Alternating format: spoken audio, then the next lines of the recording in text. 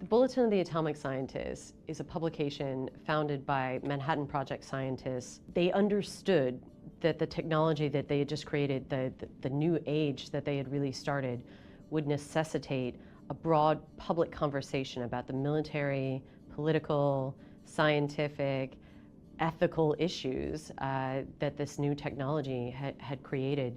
I used to think about the Bulletin as, because of the name of atomic scientists, it was about nuclear war. But since 2007, the Bulletin has included climate change as a threat to our well-being. Look at what happened with COVID. That's not something anybody expected to happen, and it happened and is continuing to happen. We have not eliminated COVID from our world.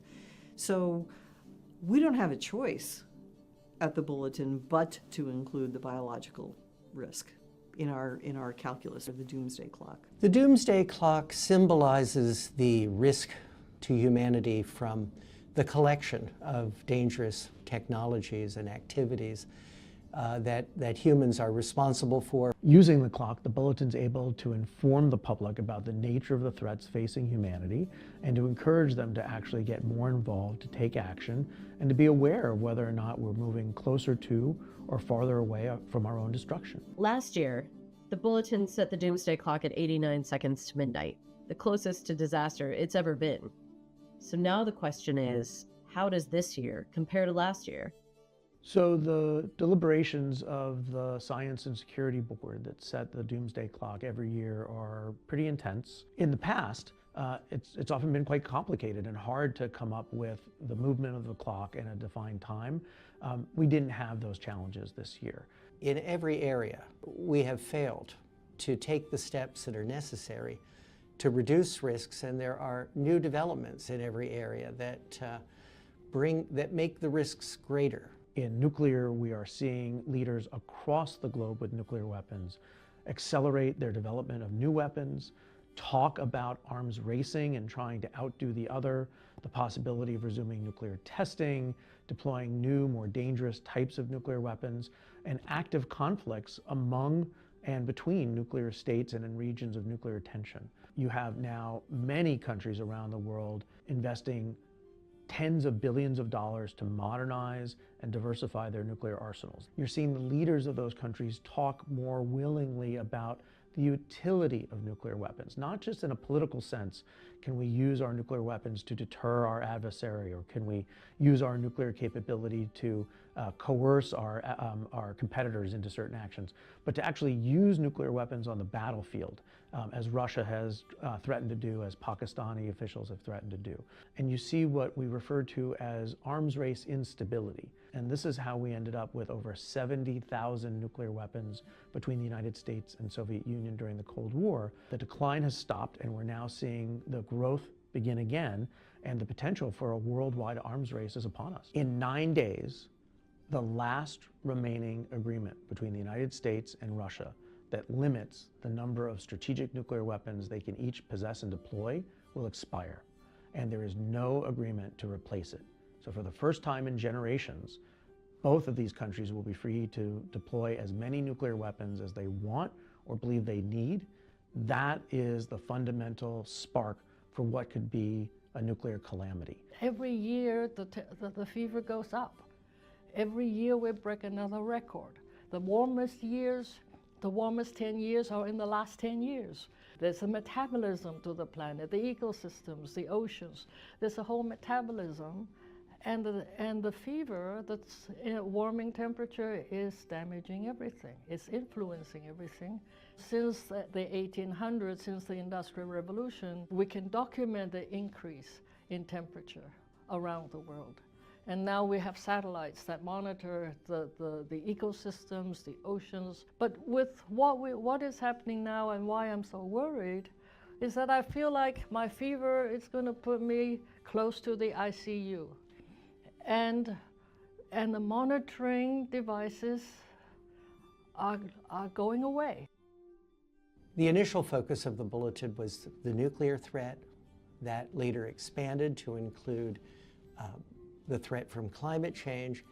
And then we realized that there were other areas of emerging technology that could, if not properly managed, pose a threat to the survival of humanity that could pose the risk of catastrophe. Artificial intelligence, like large language models, have become increasingly powerful and now can create photos, videos that look just like the real thing and can be used to spread disinformation very effectively. We've seen this even from President Trump using such videos to try to persuade people that things have happened that have not happened, that there are perhaps riots in a location or acts of war that aren't fake. A particular concern I have is placing weapons in space as part of the President Trump's proposed Golden Dome, which has called for the placing of missile defense interceptors in space.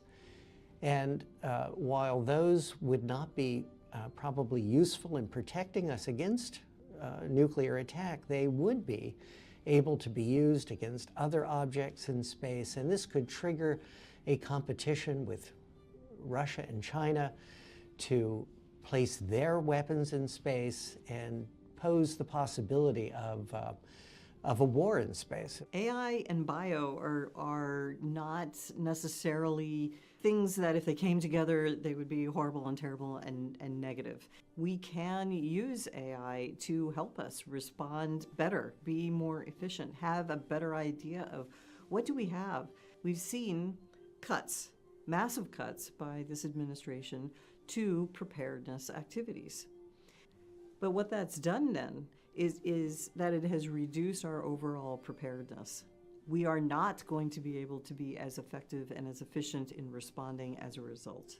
It's not a reasonable situation to be in because we have not eliminated disease, we have not eliminated accidents, we haven't eliminated all these things that we need to respond to. We're all interdependent now in this world. If we don't have good public health in one country, it affects the next country, the ones surrounding, but also the countries elsewhere that were dependent on the first country for funding, for human resources, for expertise, and so forth. This is a global issue. So overall, 2025 has been a pretty bleak picture in terms of advancing existential risks. I would say the one silver lining is I think people are starting to re-engage every time we've been able to reduce threats, existential threats to humanity. It's because of the public pressure that was created on policymakers, on local elected leaders, on the world in general to say, we do not accept this. The average citizen can do more than just vote. They can actually be informed about the threats that they face and talk with their neighbors, their relatives, their friends in their communities about these risks. And just showing up at a political meeting of a senator or congressman can actually drive policy. If they recognize that there's a political interest in their districts, that drives action. You have to empower the people to say, yes, this is a challenging opportunity, and this is what, by working together, we can do something. And just imagine what would happen if the whole world, all of our citizens, all throughout the world, were actually to take up the issue of turning back the clock. What would happen? I can't imagine a situation in which that enormous group of people would somehow be ineffectual. The Doomsday Clock is really a metaphor for the amount of danger that we're in. It's pointing to the urgency of the threats all around us. But it's also a call to action. I actually see it as a positive symbol insofar as we have time left to fix the problems that we ourselves have created by working together, by creating the necessary political will and the scientific analysis that will help us save ourselves, for lack of a better term, from ourselves.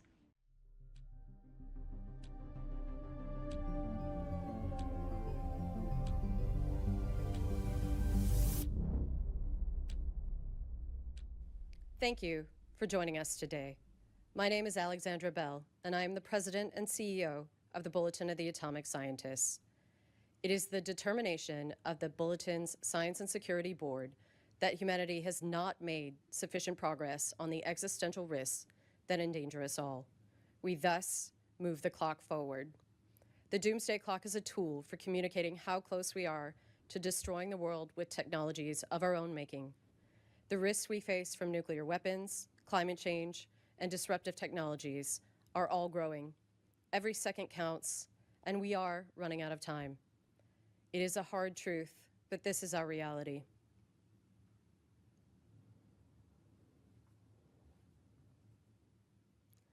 It is now 85 seconds to midnight. This is the closest the world has ever been to midnight.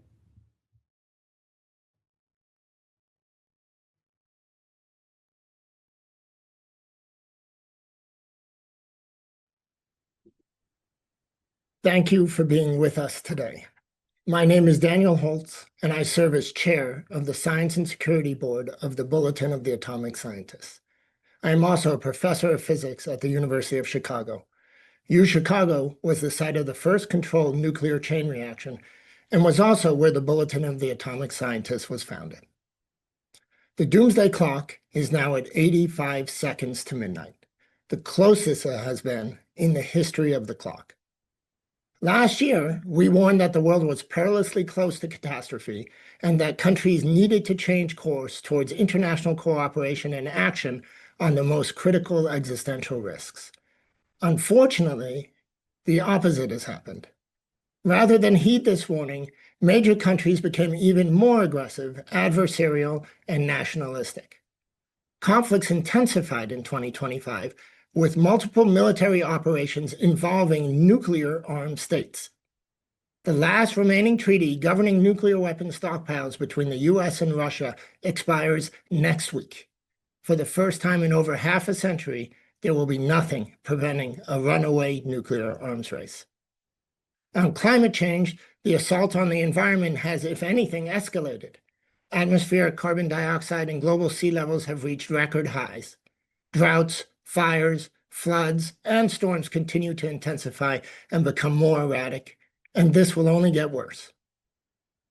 Grave dangers persist in the life sciences, particularly in emerging areas such as the development of synthetic mirror life.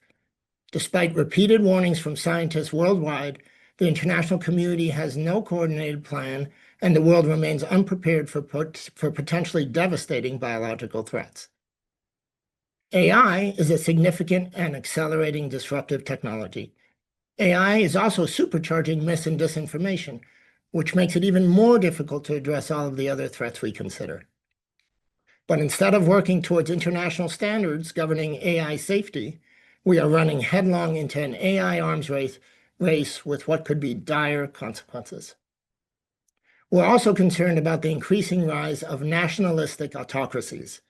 If the world splinters into an us versus them, zero-sum approach, it increases the likelihood that we all lose. These autocratic trends impede international cooperation, reduce accountability, and serve as a threat multiplier, making it even less likely that the world will address the existential threats at its doorstep. We note with alarm the recent tragedies in Minnesota and the erosion of the constitutional rights of American citizens. History has shown that when governments become unaccountable to their own citizens, conflict and misery follow. This global trend makes the world more dangerous for everyone. For all of these reasons, we move the clock forward. Our leaders need to do better. We need to do better. For more information on why the clock is at 85 seconds, please read our statement at thebulletin.org. Today, I am joined by Bulletin President and CEO Alexandra Bell and 4 colleagues from the Science and Security Board: National Security and Disruptive Technologies expert Steve Fetter, climate scientist Inez Fung, bio-expert Asha George, and nuclear expert John Wolfstall.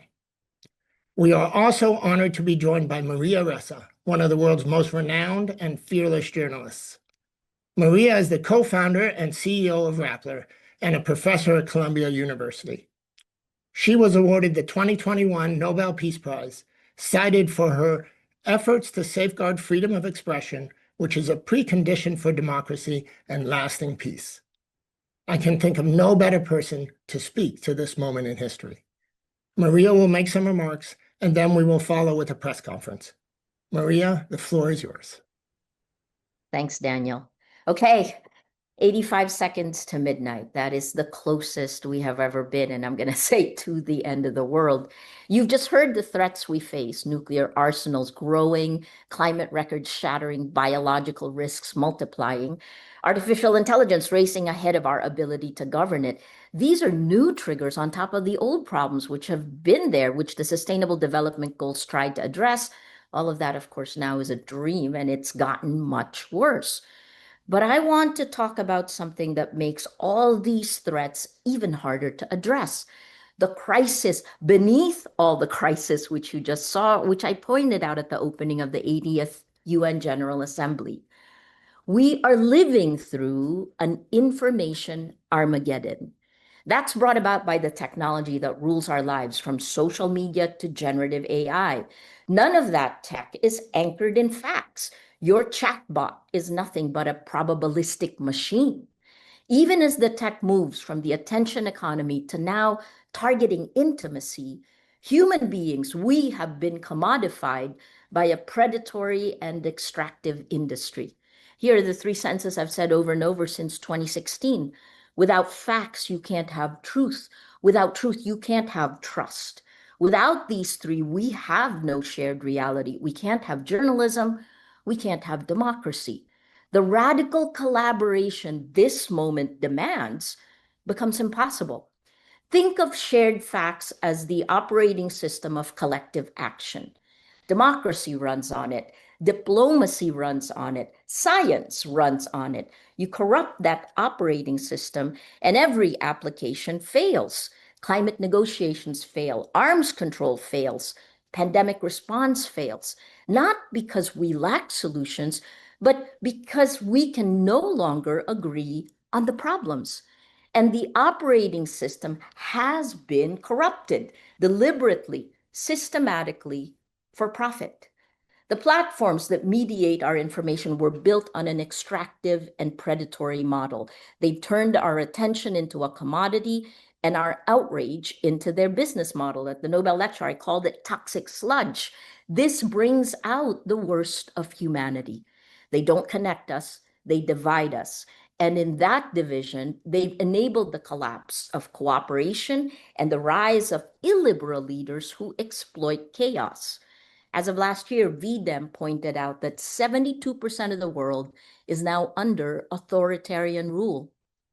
In my country, the Philippines, we lived through this. Disinformation enabled a brutal drug war. It attacked journalists. When I was first arrested in 2019, our top newspaper's headline adapted the Martin Niemöller quote, right? The headline was, "First, they came for the journalists. We don't know what happened next." Well, today, I've won 10 of the 11 criminal charges, the cases filed against me. I joke that the Philippines has now moved from hell to purgatory, and many of you in the West are now moving to hell. Because what happened in my country didn't stay there. That playbook has spread across the world. Last week in Davos, Canada's Prime Minister Mark Carney said this best: "We are in the middle of a rupture, not a transition. The old order is not coming back, and that rupture was accelerated by the destruction of our public information ecosystem. We can't solve problems we can't agree exist. We can't cooperate across borders when we can't share the same facts." Now add generative AI, the chatbots that threaten to accelerate this chaos exponentially, floods of synthetic disinformation at near zero cost, AI slop victimizing millions in scams, supercharging the dysfunction in our information ecosystem. Oh yes, and killing our environment because of the resources it needs to run. But we're witnessing something more dangerous: the fusion of state power with the tech oligarchy. The men who control the platforms that shape what billions believe have merged with the men who control governments and militaries. Might makes right is the new operating principle, and they have the tools to manufacture consent or to simply drown out dissent. Just last week, the Nerve released research on how controlling the information ecosystem cements power. The title is Narrative Warfare and the Breakdown of Reality.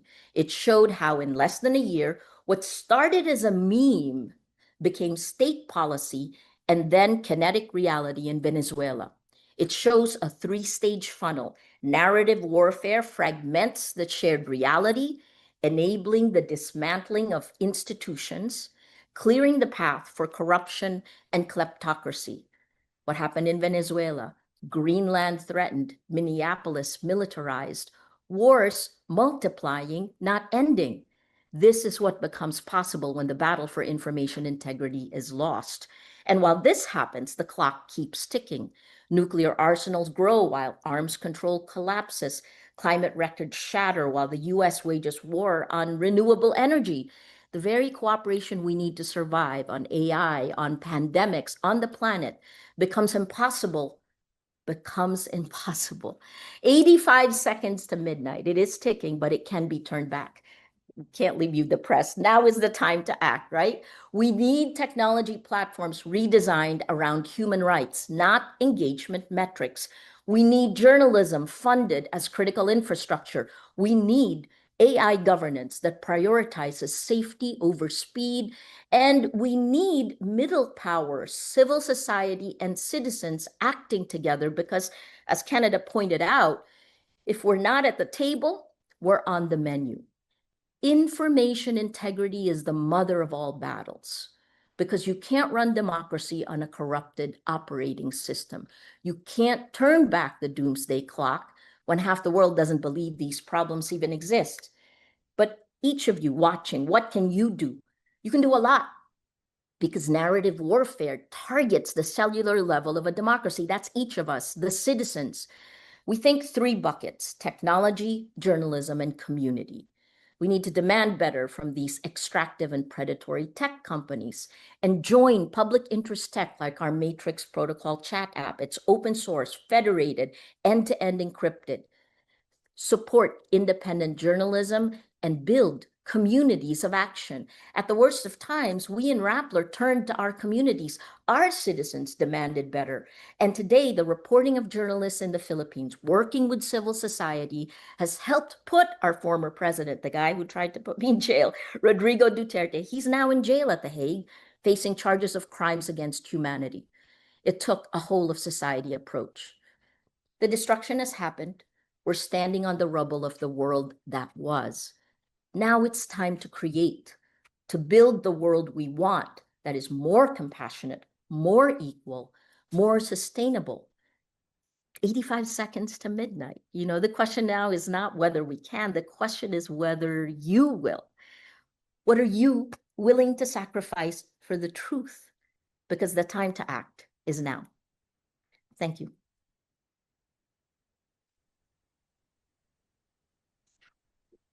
Thank you, Maria, for those powerful remarks. We'll now turn to the press for questions. Thank you. If you wish to ask a question, you may use the raise your hand function and your line will be unmuted when it's your turn to ask a question. As a reminder, the Q&A period is for reporters only. If you're having issues with your own audio or the raise hand function, you can use the text-based Q&A box and we'll do our best to get to all the questions. Okay, let's take our first question from Sean Tandon at AFP. Sean, please unmute yourself. Hi there, can you hear me? Yes. Thanks for doing this. A couple of you touched on this in the comments, the situation in Minnesota. I was wondering if you could, I know this is global, not just the US, but I was wondering if you could describe how much Trump's first year in office affected your the decision to move the clock. I know last year there was some talk that he's already talking about peace and cooperation, at least rhetorically. Is there a disappointment? Is there to what extent have Trump's actions in the first year of his second term influenced this decision? And so as we've discussed, there are many things that go into the setting of the clock, many different issues. We worry about climate, we worry about the nuclear threat, and of course we also worry about mis and disinformation, And we mentioned explicitly, we worry about the rise of autocracy and, as Maria eloquently described, sort of the erosion of democracies globally. So all of these things go in. There have been some actions that have made things much worse. There have been some actions that maybe give hope. What we do is we kind of combine all of these things. We don't divide it into what has this person said or done and how does that now. We look at it holistically, and then make our assessment. So it's hard to point at any one thing and say this was responsible for 1.3 seconds. Instead, we really try to capture the full sense of the world, and in our assessment, the full sense is bad. We're now jumping 4 seconds, which is a large jump, to 85 seconds, which is the closest it's been ever. So the main message is we should be worried, but there are many things that can be done that would turn back the clock. This is a fundamentally optimistic exercise. The whole point of this is there are ways to turn back the clock. We need to band together and take those actions. It's in all of our interests to do so. Great. Let's take our next. Oh, sorry. Daniel, if I might add, I think in terms of specific actions that we've seen from President Trump, he's repeated humanity, and that's rhetoric that we can get behind. The problem is that rhetoric has not matched actions at all. He is, in fact, actively frittering away half a century worth of arms control efforts to keep stability between the two largest nuclear armed nations in the world.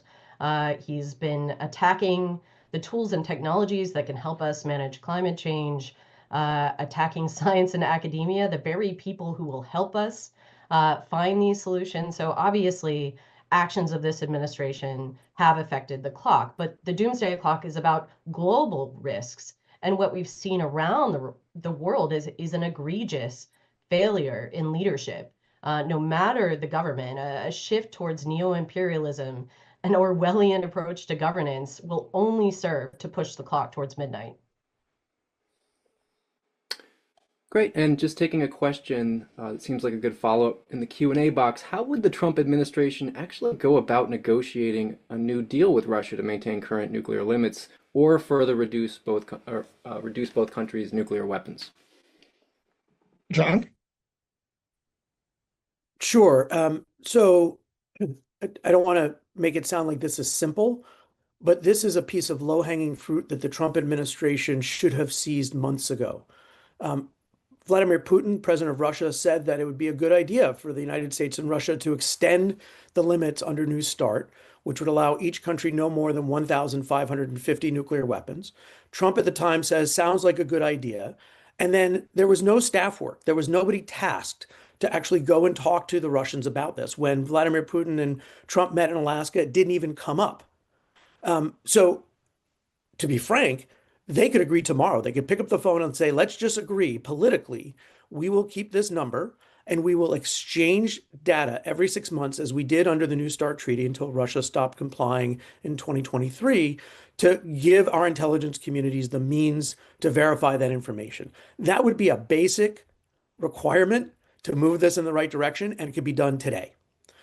Then there are people in the United States government, some of whom haven't been fired, who know how to negotiate these agreements, who know how to verify these agreements, and they should be sent to tasked to work with the Russians every single day until we come up with a new text. It could be at 1,500 weapons, it could be at 1,200 weapons, it could be at 1,700 weapons, but there needs to be some predictability in how many weapons the United States and Russia will deploy, and then to begin to engage China on the same thing. The reality is, under multiple administrations before Trump, this was the daily work of government and national security, and under Donald Trump, it has ceased. There are no smart people dedicated to protecting the United States working this problem, engaged with our adversaries to try to reduce this danger. And that's what has to change. Great, let's take our next question from the Q&A box. How big of a concern are nuclear weapons in space and a military space race? Steve, you want to take that one?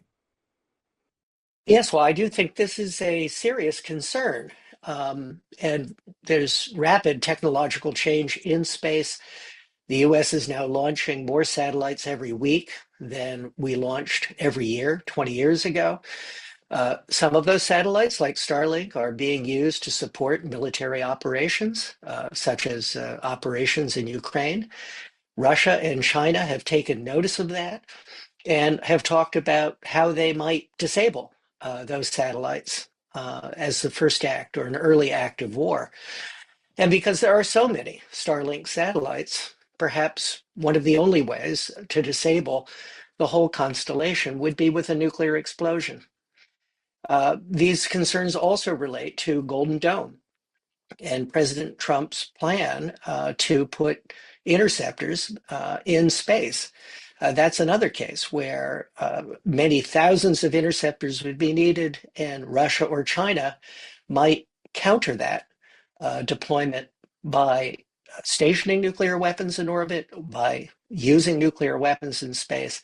So I do think this is a serious concern that has to be confronted. Okay, let's move along to our next question. It's from Barnaby Naburka from the Interwire News Agency. Barnaby, go ahead and unmute yourself. Barnaby, we can't hear you yet. Can you hear me? Yes, we can hear you now. Thank you. Hello, everybody. I have a question regarding autonomous weapon systems. The next generation of fighter jets, tanks, and vessels are being manufactured with a similar technology to what we've seen with drones. So it's not just in terms of navigation and target acquisition, but even firing now is possible via artificial intelligence on board these weapon systems. And now I'd like to ask if the board is concerned by this trend and if they feel that the delegation of firing to algorithms is a potential risk with nuclear weapons now being involved. The short answer is definitely yes, we're concerned. Maybe Steve, do you want to give a longer answer? Well, the concerns about the reliability and transparency and the understandability of AI algorithms is well known, well identified, and that's particularly acute when the US, China, and other countries are racing to incorporate algorithms into autonomous weapons that would use these algorithms to automatically identify and target forces on the ground. And rather than try to impose some guardrails on this, countries are rather racing to develop and deploy these capabilities. So I think we do have to be very concerned about their reliability, trustworthiness in actual use. Thank you. Let's go to our next question from the Q&A box. With the U.S. leaving the Paris Agreement, how do you expect the collaboration against climate change to shift? Inez. I think I agree it's the last three COPs, Conference of Parties, have not focused on emissions. They focused on adaptation and justice, which are all very important. Here the private sector has been working independent of the government. Green technologies are mature and economical, and there's a lot of work in the private sector to transition. And it is much easier to use, for example, to plug in a car than to wait in line for the gas station. So there's lots of things that are happening which will drive the government into action. And I hope that the grassroots or the private sector and the governments can work together to see that it is a win-win for all if we go in the renewable energy and not rely on fossil fuels. Thank you. Moving along, another Q&A box question. In terms of biological threats, what are the top factors that affected your assessment, and are we prepared for another pandemic? Oh, sure. Yes. In terms of the top factors, I would say we were looking at the offensive biological weapons programs that are currently possessed by Russia and North Korea, and the suspicion that other countries have those as well, number one. We were looking at the rate of increase in numbers of high-level laboratories all throughout the world, working with very dangerous pathogens and not necessarily putting in all the safety and security requirements that would be needed to do that. Thirdly, we were looking at the continued movement of diseases throughout the world, creating pandemics.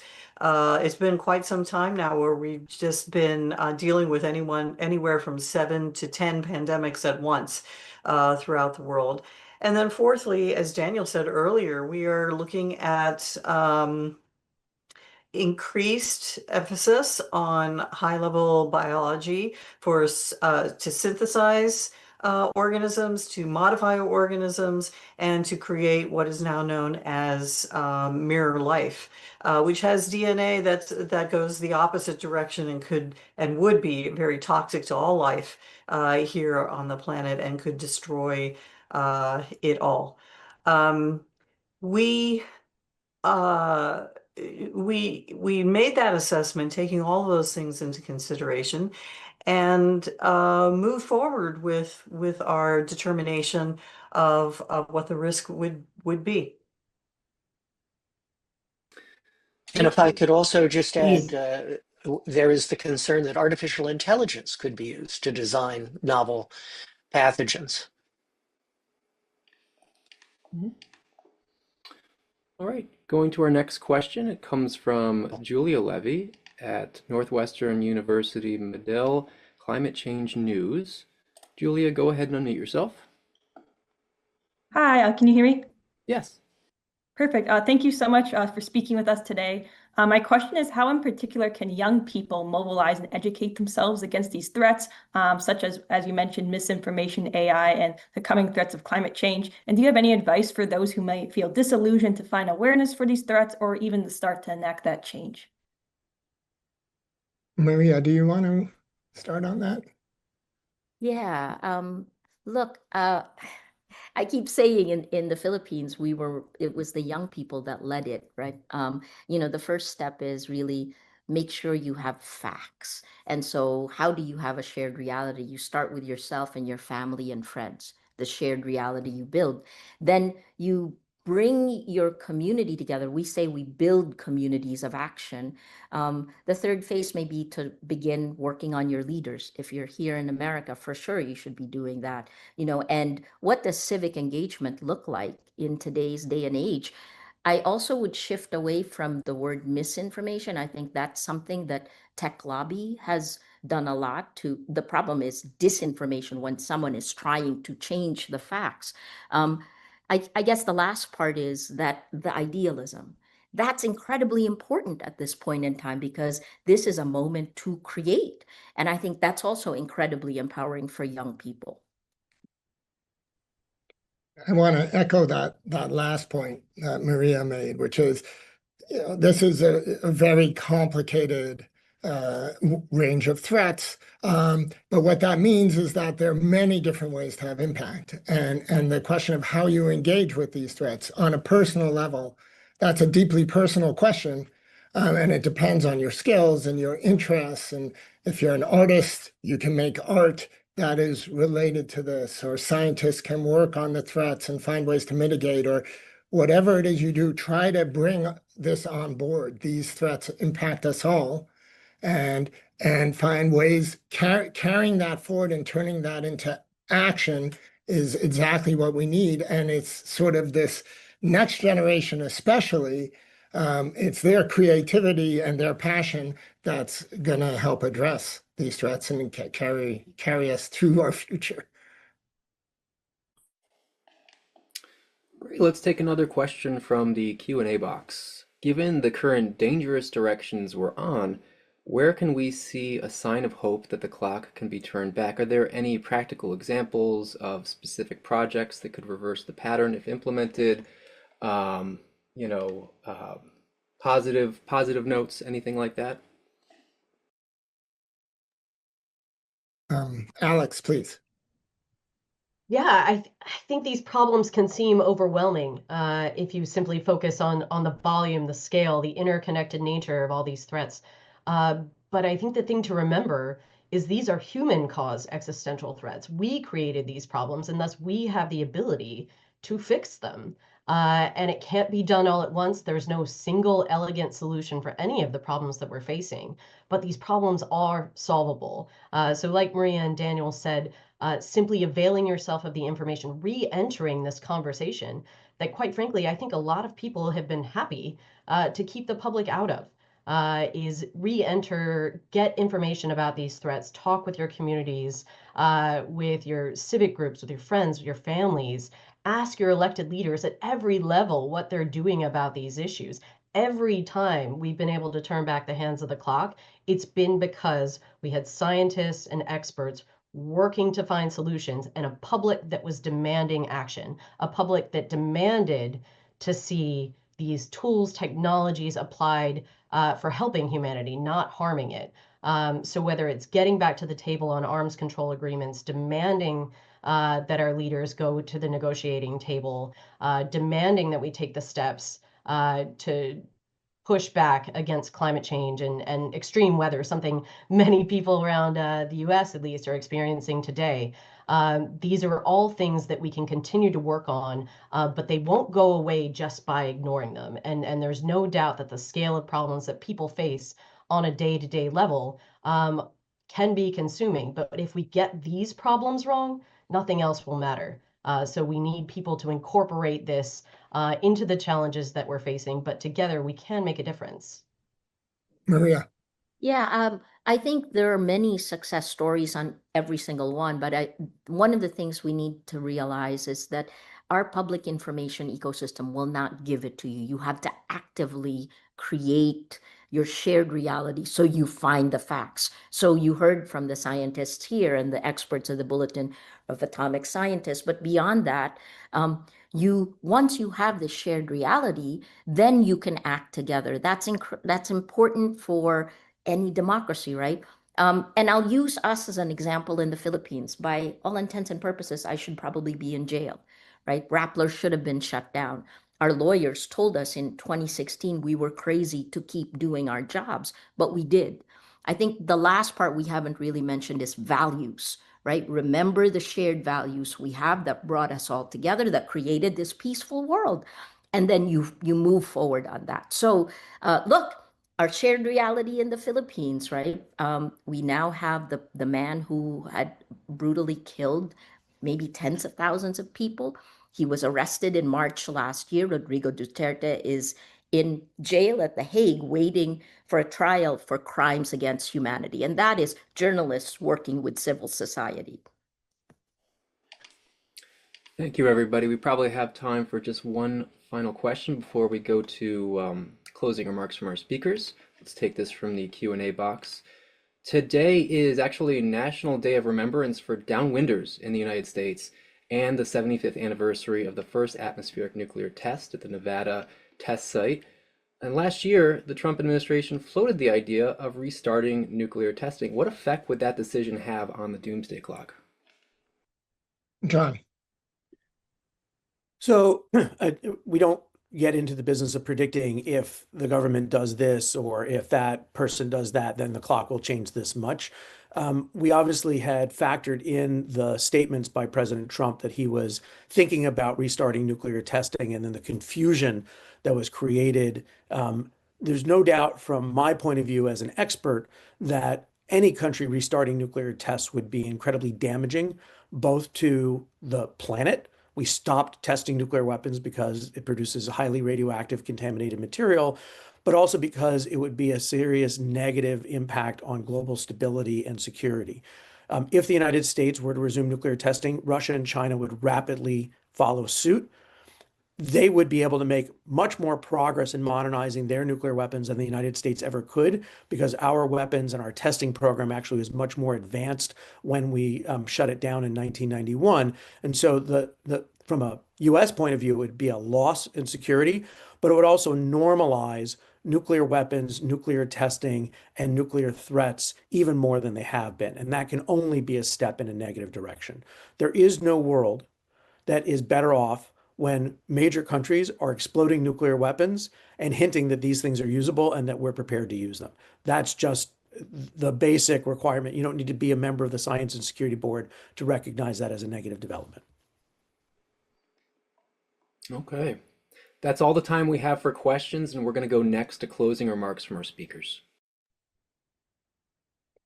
So thank you all for your questions. I'd like to give my colleagues a chance for brief closing statements. Alex, why don't you go first?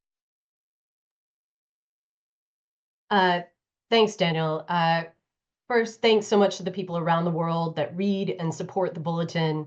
I'm glad so many people are watching today, and I hope your interest will extend to reading the Bulletin. And for 80 years, we've been connecting the world's leading experts on existential risk directly to the public and to policymakers, including by outlining our relative level of risk via the Doomsday Clock. But it's important to remember that the clock does not predict the future.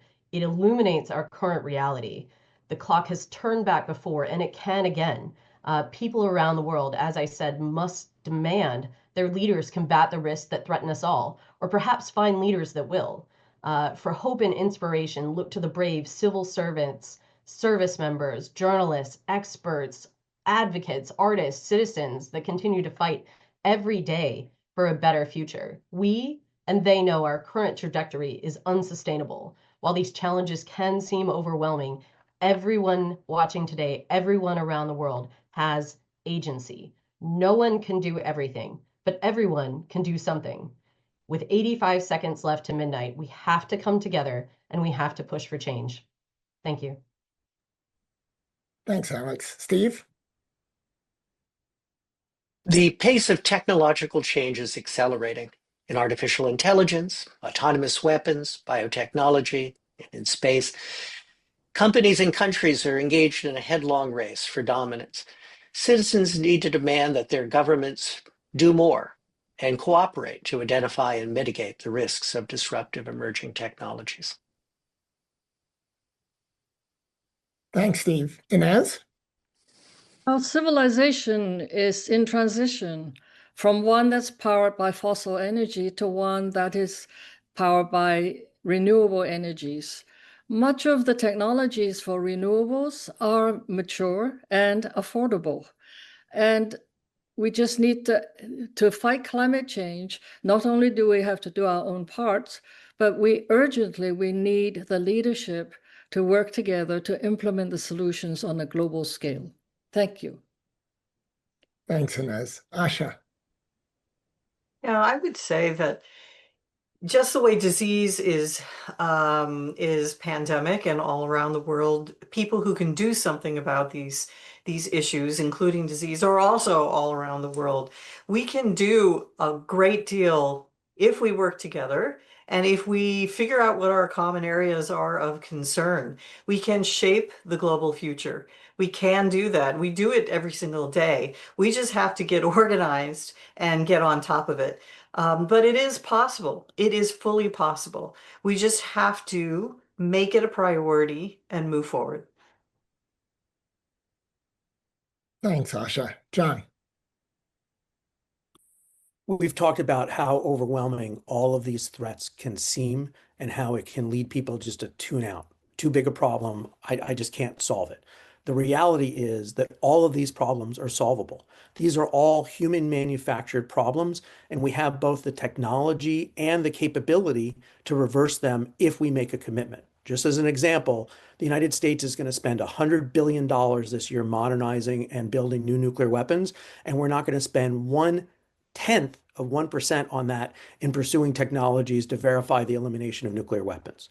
My old boss, Joe Biden, used to say, show me your budget and I'll tell you what you care about. We're just not trying. And the people need to demand that the public effort, that the government's efforts are sufficient to address the threats that we face. Thanks, John. Maria?